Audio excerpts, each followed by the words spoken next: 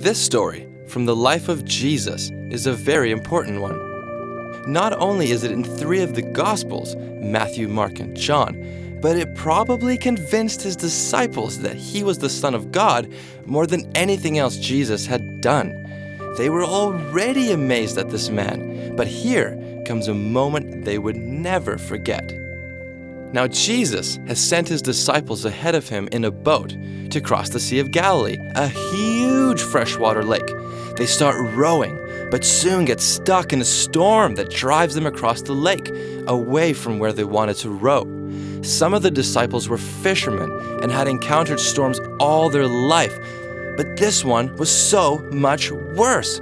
The wind was blowing, the waves were washing into the boat, and it was now at least 3 a.m., a time when they all wanted to be in bed, having a nice sleep, but instead, they're in a boat, scared and exhausted from rowing for hours and hours.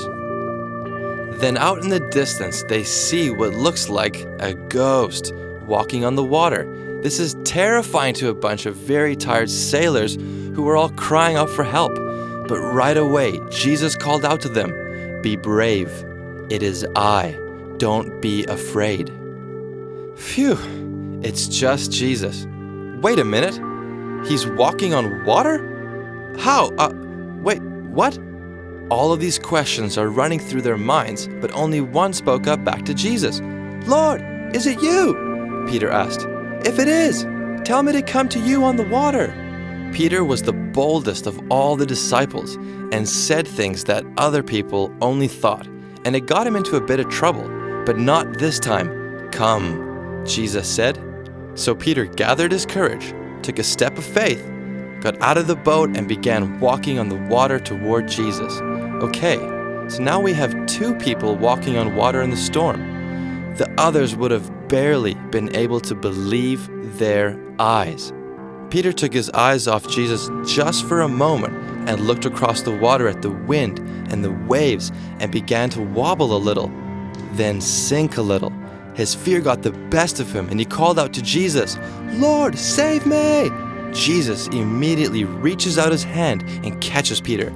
As they climb into the boat together, the storm calms down. Every one of the disciples in that boat begin to worship Jesus, saying, "Truly, you are the Son of God." Did they know it before this moment? Maybe. But now it was becoming clear that this was not a normal man. And it was clear that the trust and the faith that Peter had in Jesus was strong, and it gave him the courage to do amazing things.